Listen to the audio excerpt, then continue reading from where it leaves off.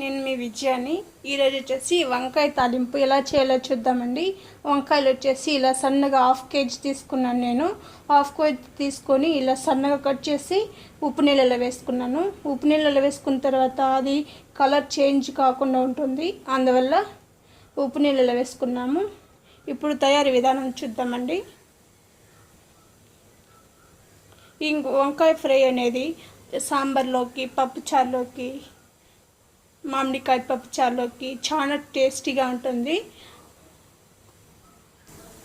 ఇలాగా వెడల్పుగా ఉన్న ఒక బాండిల్ పెట్టుకోవాలి.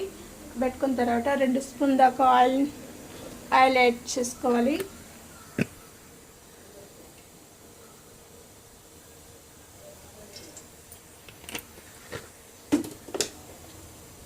ఇందులోకి ఆవాలు వేసుకోవాలండి. ముందుగా ఆవాలు, మినపప్పు ఉద్దంతా వేసుకోవాలి.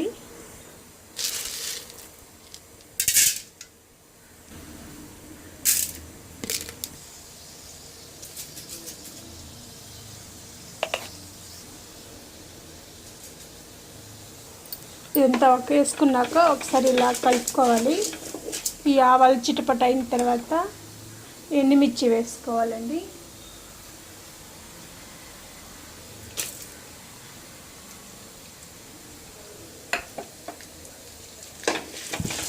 ఇలా 1 నిమిషం పాటు ఫ్రై అయిన తర్వాత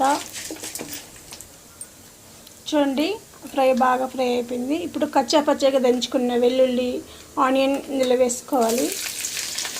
వేసుకొని ఫ్రై చేసుకోవాలండి ఆనియన్ని.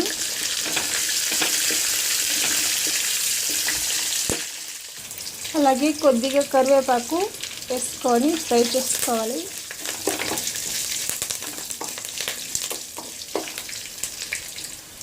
ఇప్పుడు వచ్చేసి వంకాయలు వేసుకోవాలండి.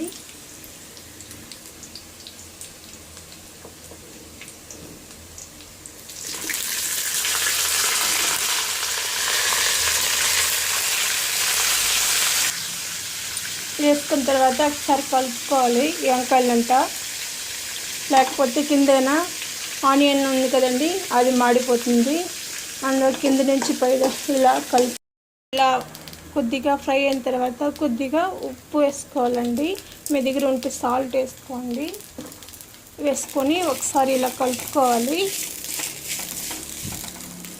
అలాగే కొద్దిగా పసుపు వేసుకోవాలండి.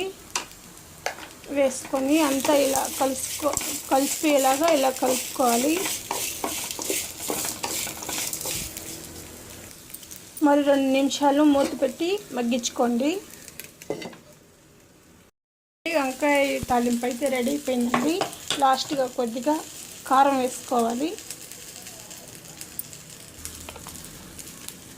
1 స్పూన్ దాకా ధనియా పౌడర్ వేసుకొని అంతా కలుపుకోవాలన్నమాట.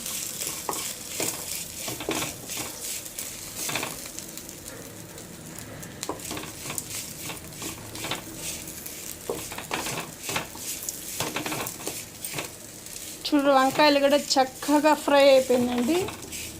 చాలా బాగుంటుంది, చాలా టేస్టీగా ఉంటుందండి. మీరు ఒకసారి ట్రై చేయండి. లాస్ట్లో కొద్దిగా కొత్తిమీర వేసుకోవాలి.